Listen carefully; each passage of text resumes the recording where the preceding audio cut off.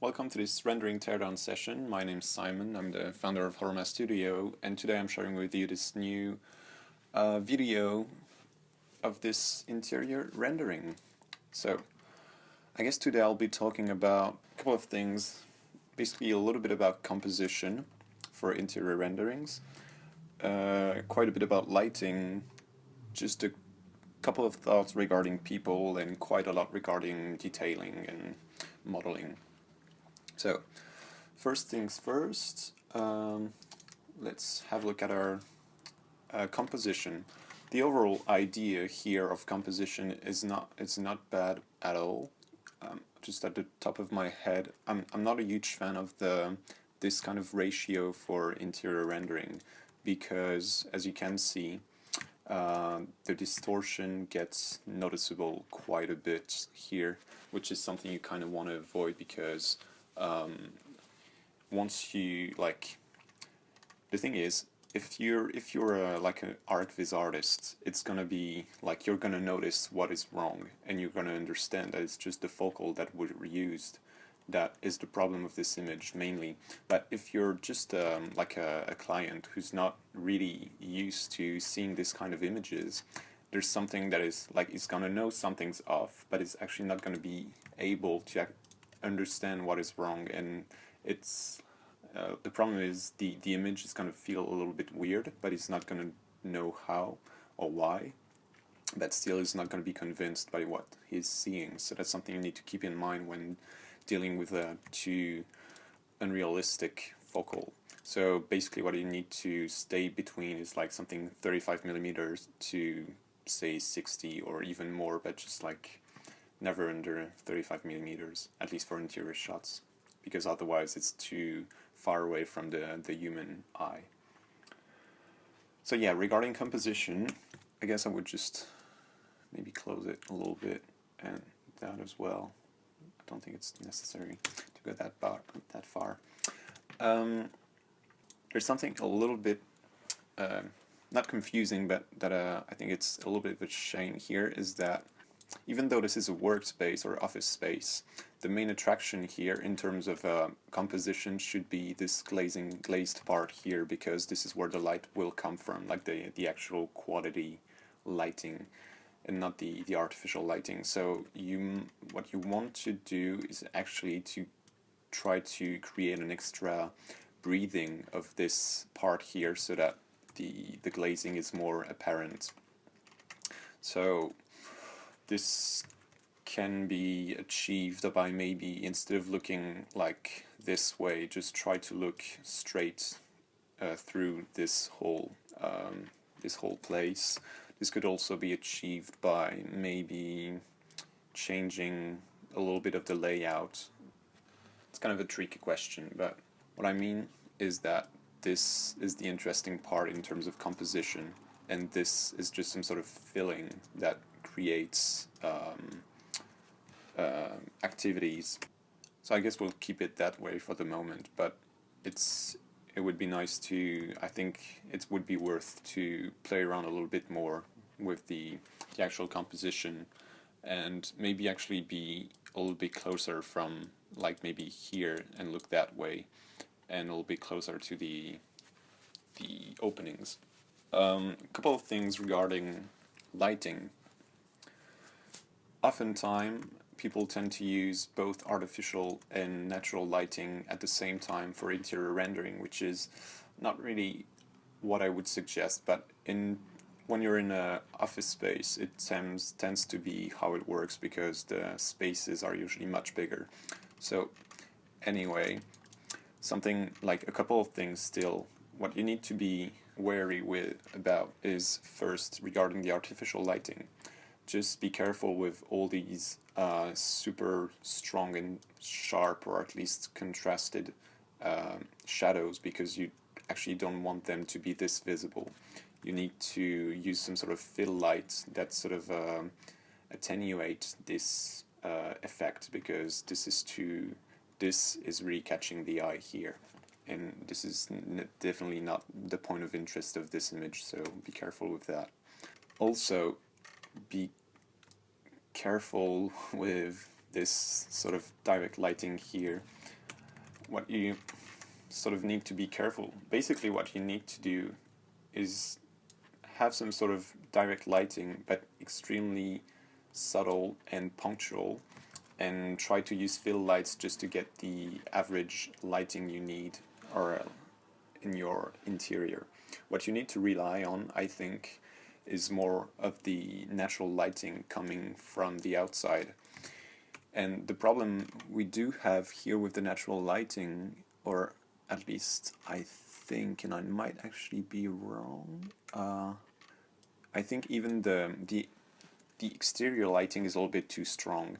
Basically what you need to, like the best, maybe not the best, but one of the, like a good setup for an interior rendering would be to have an overcast sky outside so that you can get really soft shadows. And the good thing with an overcast sky is that basically there's not going to be much difference of intensities of light outside and inside, which means that you won't have your outside completely burned by the fact that you're overexposing the inside to get proper lighting. So concretely what this means is that you should have maybe just an HDRI outside with soft shadows, like a overcast HDRI, to get some soft shadows inside. Try to make them still penetrate quite far in the building, and then you just compensate what you're lacking in this part with just some sort of fill light here, like an invisible plane, so that you have the light you need, and still just try to avoid as much as possible the really harsh artificial lighting. Another thing also is to be a little bit careful. I quite like the effect here. There's like a tiny effect or detail here, but still I think like a gloomy or bloom. The thing is, I think it's a little bit cold because you only have like white neon, which is, well, it's usually how it is, but still there's some sort of variation usually on this sort of lighting. At the end, it usually turns a little bit bluish or towards orange. So that's something you might want to have just to get a little bit of tints here, so that it's not pure white. Regarding people and Entourage generally, I think it's here we're dealing with 3D models, which I usually try to convince people not to use, but in this picture they're actually not really, they're not that bad, so I don't have much to say. But in terms of animation, I think it's quite working. It's really simple, but it's still really, like, every space or every part of each space is legible, which is what we're looking for. The only thing I'm sort of thinking is that it might be a little bit too empty for an office space. If it were a house, it would be too crowded, but since it's an office space, you might want to add actually like maybe like 4 or 5 or 6 people working here, and just finish adding the computers you've started adding here, because otherwise it's a little like the background is a little bit too empty. At the same time, the foreground is not the best here, so that's the thing here, is like this object here might be more interesting if it were framed differently, which I'm gonna try something like that maybe.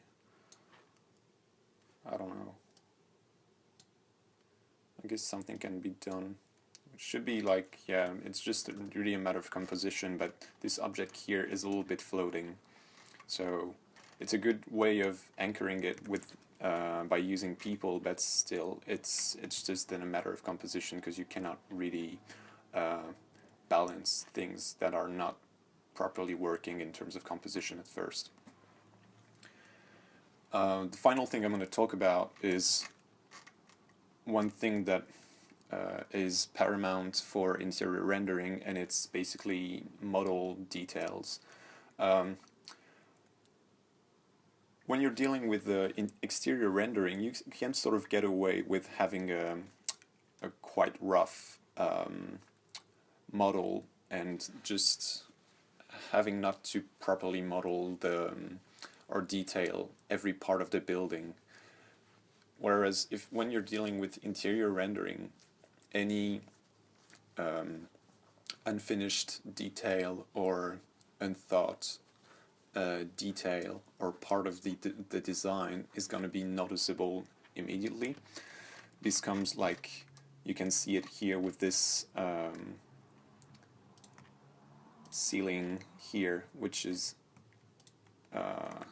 not really well modeled, and the thing is it stops abruptly, which is kind of confusing, and usually you would have some sort of steel wires hanging them and things like that. There's like a lot of details missing in this overall render, and I think that's what it's lacking the most, and that's where actually the general feeling is going to be much more improved once you have like a properly detailed building, whether it's the plinths here, it's the door that wasn't really modeled, or the lighting fixture that are not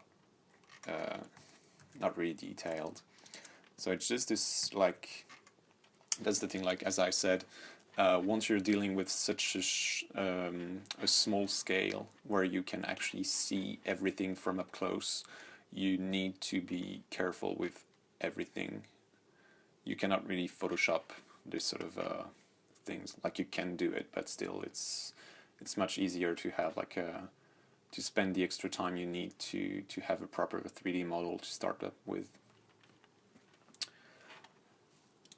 A couple of things regarding the usual HSV check. Here you can see in terms of black and white and contrast, there's actually not much to say. I think the image is quite balanced. I would sort of one way to like add a little bit of variation is to use the burn and dodge tool. So if we use like just a simple dodge here, could be a good way of sort of emphasizing a little bit the light coming up from outside, and that way you can sort of create an interesting feeling and sort of warmth, and create some sort of like refocus, I'd say, the interest or the focus part on the glazing part, or at least on the outside. The burn tool is a good way of trying to just create some sort of tiny detail of really simple, just create a little bit more of contrast and things like that. It's going to be a little bit better than actually just, as you can see as well here, by just darkening the ceiling, sorry, it really changes the overall perception of the way you look at the image. Here you can see like the values, the gray values are mostly the same from here to here, whereas when I start contrasting these two, because that's the thing in terms of design, or even in terms just of image, it's really interesting, or at least efficient, to differentiate the ceiling from your ground floor, because otherwise it's going to be a little bit too dull, or just too dull. So as you can see, that's just a tiny change that took like 30 seconds, but you can still quite play around with it even though it's already rendered. A couple of things regarding saturation. So since it's 3D generated, it's, well, I cannot really say it's not working or whatever. The thing is, maybe this wood is a little bit too saturated. Basically, the thing is, once you're dealing with the artificial lighting, saturations are going to go up, so that's why it's a little bit confusing here. So I would still suggest decreasing the overall saturation here on this wooden part, because it cannot be this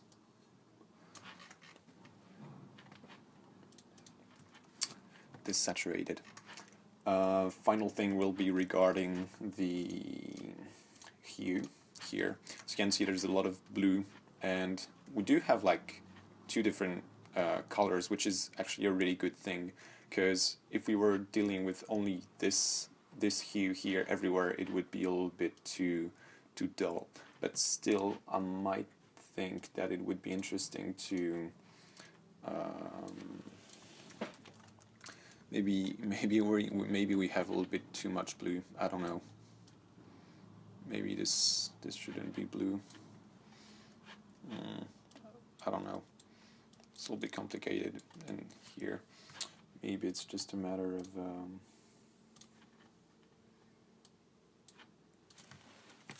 just playing around with things here. I'm not exactly sure of what I'm doing. I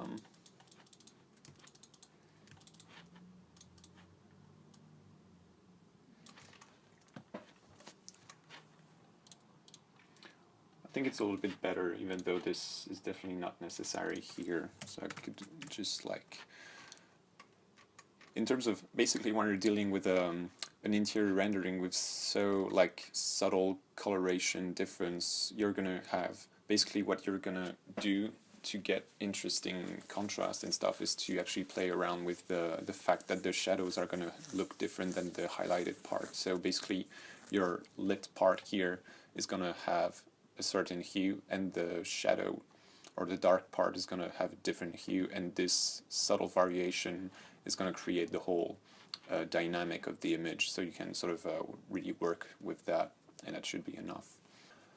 So yeah, I guess that's it for this image. I've been covering quite many themes here, or topics, but I think this image was a great opportunity to deal with these different aspects.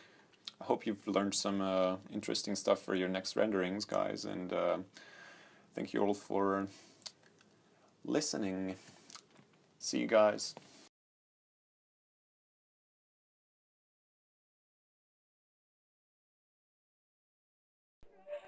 Tonight,